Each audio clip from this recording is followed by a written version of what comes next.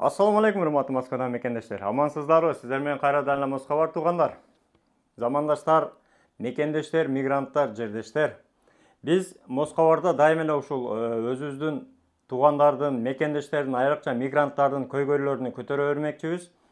Биздин Telegram каналга, Москвар деген Telegram каналыбыз бар. WhatsApp'тан көптөгөн суроолор кредит боюнча келип атат туугандар. Менин ушунча кредитим бар эле, алганыма көп болду, банктан чалышып атат, границадан өткөрөбү, өткөрбөйбү, аэропортто кармап кайтарып атат экен, көрүп атабыз деген көптөгөн сунуштар, суроолор бизге көп келип атат. Ошондуктан ошол кредит маселеси боюнча сиздерге колдон келишинче толук маалыматты бүгүн ушул чыгарылышта берип кетели. Бүгүн күнгө 3 октябрь, вторник. Андыктан иш күнүңүздөр жакшы улансын туугандар. Кредит маселеси боюнча өзү негизи эле акыркы маалда, акыркы моменттерде мекендештердин 20, 10, 15-20 гана пайызы кредити жок, калгандары 80%га чейин кредит алган биздин жарандар, мекендештер, мигранттар көбүнчө Москвада ошондой мигранттар иштеп жүрөт экен. Кайрылгандардын көп себеби баягы эле биз 50 000 алдык элек Золотой коронада, мисалы 1 жыл болду, төлөбөгөнүмө 3 айдан бери бизден банктан чалып атат. Азыр үйгө барыш керек эле, аэропорттон билет алсам, аэропорттон самолетко учурбай кайтарып береби деген суроолорду көп берет. Кредит алганда азыр кайсы учурларда ошол биздин мекендештерди Россиядан чыгарбайт, запрет кылып коет. Эң эле биринчи эске ала турган нерсе туугандар, ошону текшерип алыш үчүн биз сиздерге өткөндө баягы Берекеру деген приложение ойлоп тапканбыз деп жигиттер бизге айтышкан. Ошол Берекеру деп издесеңиздер Play Market'тен чыгат. Ошол Берекеруда атайын кызматтар бар.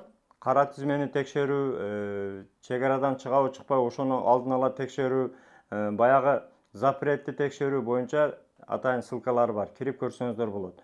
Эгерде компьютер болсо же телефон болсо, баягы эле Яндекстен деле издеп тапсаңыздар болот. Ал кредит боюнча, именно кредиттин барар жери, эгерде сиз кредитти алып, ошол убагында төлөбөй, мөөнөтүн өткөрүп, банкка өзүңүздүн карызыңыз болсо, банк биринчи сизден өзү сурап баштайт, телефон чалып баштап сурап көрөт, болобу, болбойбу, анан 2-3 ай төлөбөй качып жүрө берген болсоңуздар, аларды уже судебный приставтарга өткөрөт.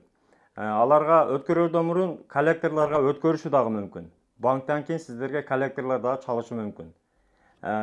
Негизи коллекторго өткөн кредиттик историяда калган ошол кредиттер коллекторлордо болсо, ал деле мисалы акыркы жете турган точкасы бул судебный приставтарга өткөн, сот аркылуу ошол карызын төлөсүн деген кагаз ошол сотко берилгенден кийин судебный приставтар ошол кредиттин үстүнөн иштеп баштайт. Эгерде ошол кредиттик историяңыз, кредит алынган сиздин маалыматыңыз судебный приставтарга түшкөндөн кийин, алар деле кадимкидей өзүнүн базасы бар. Ошол базага сиздин карызыңызды киргизгенден кийин уже бул чек арадан чыгарышпайт. Себеби чек арадан өтүп атканда сөзсүз ошол сайттан ошолордун маалыматынан, базасынан каралат. Андыктан сиздер деле чек арага чыгардан мурун өзүңүздөр деле ошол баягы Берекеру тиркемеси аркылуу деле өзүңүздөрдүн фамилия, имя, отчество деген жери бар.